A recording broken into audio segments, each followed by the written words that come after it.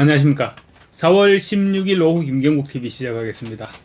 2016년 현재 대한민국 경제는 그야말로 퍼펙트 스톰의 입구에 서 있습니다.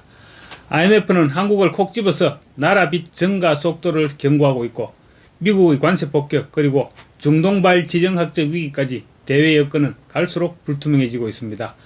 이런 상황에서 주춤하던 집값은 다시 고개를 쳐들고 있고, 집값 상승에 따라 주택 보유세는 15% 이상 급등하고 있습니다. 전월세난도 다시 덮치고 있습니다. 우선 국제통화기금 IMF의 경고입니다.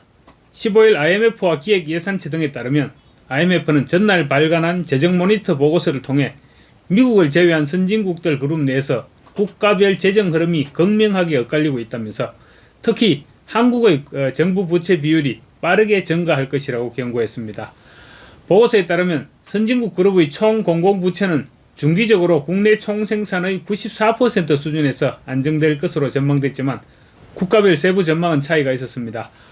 보고서는 스페인과 일본의 부채 비율이 하락할 것으로 예상되지만 이와 대조적으로 벨기에와 한국은 부채 비율의 상당한 증가 (significant increase가 예상된다며 2031년까지 부채가 한국은 63%에 도달할 것이라고 우려했습니다.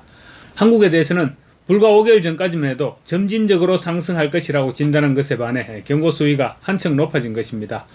IMF 보고서에서 가장 뼈아픈 지적은 한국이 역사적으로 보유했던 강력한 재정 여력을 소진하고 있다는 대목입니다. 이재명 정권은 출범 이후 민생 회복과 기본소득성 지원을 명분으로 대규모 추경을 상시화했습니다. 작년 한 해만 두 차례 걸쳐 총 45조 원 규모의 추경을 집행한 것이 결정타였습니다. 다른 선진국들이 팬데믹 이후 허리띠를 졸라맬 때 한국은 거꾸로 곡간을 열어젖혔습니다. IMF가 언급한 상당한 significant, 상당한 증가는 바로 이 멈추지 않는 지출 속도에 대한 공포를 반영한 것으로 풀이됩니다. 이재명 정권의 핵심 기조인 기본사회정책이 예산 구조를 한번 정하면 줄일 수 없는 경직성 구조로 만들었다는 지적입니다. 에너지 바우처, 고유가 피해 지원금 등 취약계층 지원은 필요하지만 문제는 이것이 한시적 구호가 아닌 정례적인 현금성 복지로 고착화되고 있다는 점입니다. 복지 예산은 한번 늘리면 정치적 부담 때문에 삭감이 불가능에 가깝습니다.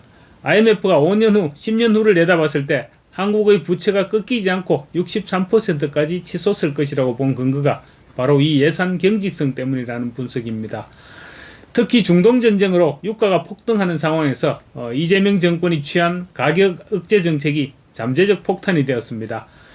국제 에너지 가격 상승분을 공공요금에 적기에 반영하지 않고 이를 에너지 바우처나 재정 지원으로 때우는 방식입니다. 이는 당장의 물가는 잡는 것처럼 보이지만 결국은 국가가 빚을 내어서 기업과 가게의 비용을 대신 내주는 꼴입니다. IMF는 대상은 명확히 그리고 기간은 한시적으로 지원하라고 권고했지만 현 정권은 보편적 지원의 유혹을 떨치지 못했습니다. IMF는 한국 경제의 특이점으로 AI 리스크를 꼽았습니다. 이는 현 정권의 산업정책과 직결됩니다. 이재명 정권이 AI 대전환을 외치고 있지만 실제로는 재정 지출의 대부분이 소비성 복지에 치중되어 있습니다. 미래 먹거리를 위한 R&D나 인프라 투자가 재정 부실로 인해 위축될 경우 IMF의 경고대로 수출 수요 감소와 실질 성장률 저하가 현실화됩니다.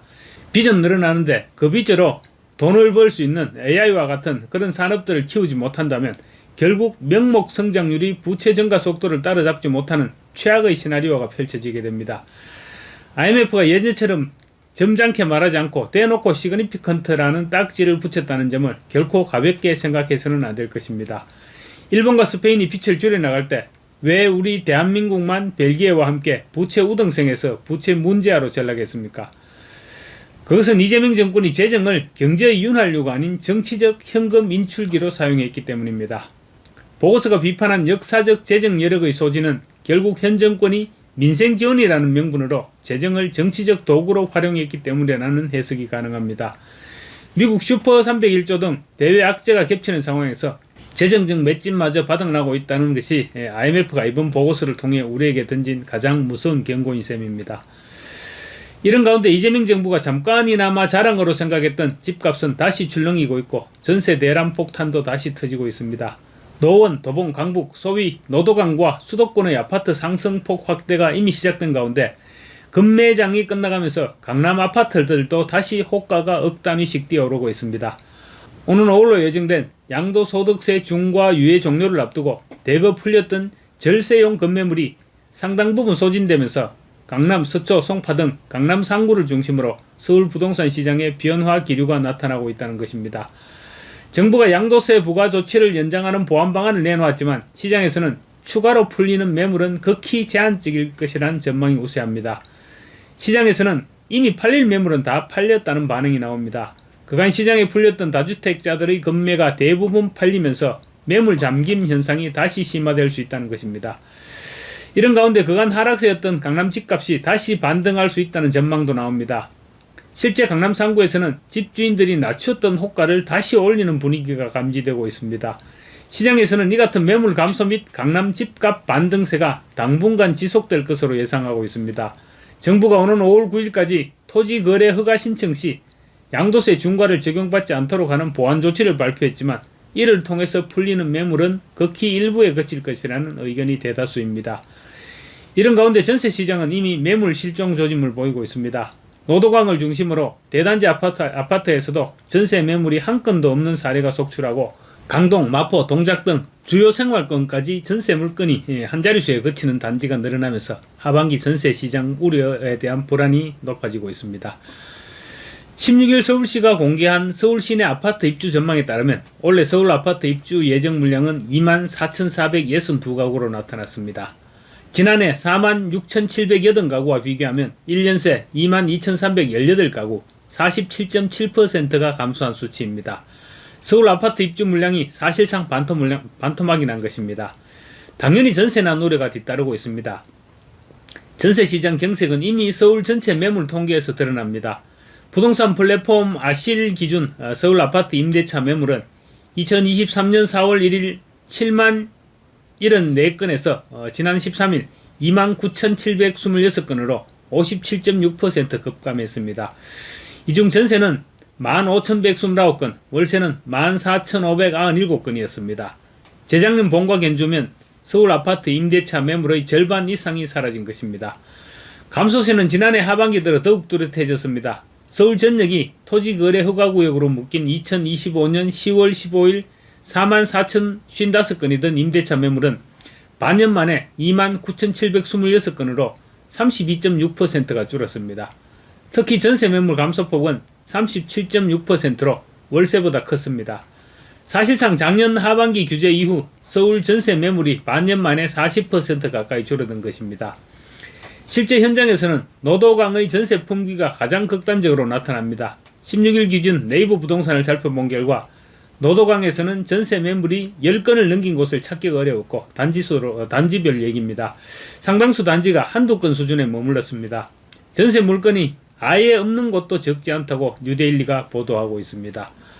노도강을 넘어 강동, 동작, 마포 등 서울 주요 생활권에서도 전세 매물이 한 자릿수이거나 아예 없는 단지가 잇따르고 있다고 합니다. 전세 매물이 줄면 가격이 폭등하고 이는 곧 월세 전환 가속화로 이어집니다. 무주택자들은 소득의 상당 부분을 주거비로 지출하게 되어서 가처분 소득이 급감하고 삶의 질이 떨어지게 됩니다. 무주택자는 전월세 때문에 고민하지만 자가 보유자들은 공시가격 인상으로 인한 보유세 폭탄에 손을 떨고 있습니다. 올해 공시가격 인상 여파로 보유세가 1조 원 이상 증가할 것이라는 전망이 나왔습니다.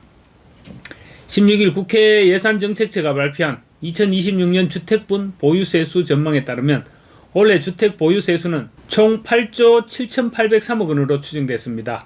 지난해 7조 6,132억 원보다 약 15.3%, 1조 1,671억 원이 증가한 규모입니다. 전국 표준 단독주택 공시가격은 지난해보다 평균 2.51%, 공동주택은 9.16% 올랐습니다. 특히 서울 공동주택은 평균 18.67% 오르며 가파른 상승세를 나타냈습니다. 예산정책처가 이 같은 상승률을 반영해서 보유세 규모를 산출한 결과 재산세는 13.4%, 8,593억 원 증가한 7조 2,814억 원, 종부세는 25.9%, 3,079억 원이 늘어난 1조 4,990억 원으로 추정됐습니다. 이에 따른 주택 한 채당 평균 재산세는 35만 8,160원으로 지난해보다 42,267원이 증가했습니다. 종부세의 경우 납세 의무자 1인당 평균액이 329만 2111원으로 전년 대비 67만 6211원이 늘었습니다. 공시가격 급등으로 올해 보유세가 1조 원 이상 늘 것으로 추정되는데 사실상 정세가 시작된 상황으로 볼 수 있는 것입니다. 특히 집주인에게 부과된 보유세는 결국 세입자에게 전가될 가능성이 매우 높습니다. 늘어난 재산세와 종부세를 감당하기 위해 집주인들은 전세를 월세로 돌리거나 월세를 더 높게 받으려 할 것이고 결국은 서민들의 부담으로 돌아가게 되는 것입니다.